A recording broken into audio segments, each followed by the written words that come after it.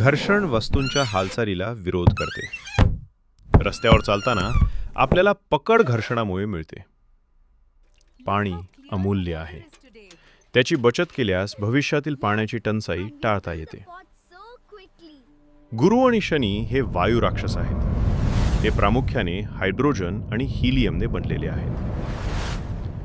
मानवी सांगाड्यात 206 हाडे असतात. हे हाडे शरीराला आधार आणि आकार देतात. नवीन ऊर्जा पुन्हा निर्माण होते, पण जीवाश्म इंधन संपुष्टात येते. शाश्वत पर्याय महत्त्वाचे आहेत. हिमालय हे जगातील सर्वात उंच पर्वतरांगा आहे. ते भारताला थंडी आणि वाऱ्यापासून संरक्षण देते. हृदय रक्त पंप करून शरीरभर पोहोचवते. हा प्रवाह जीवनासाठी आवश्यक आहे. घनतेनुसार वस्तू पाण्यात तरंगू किंवा बुडू शकतात.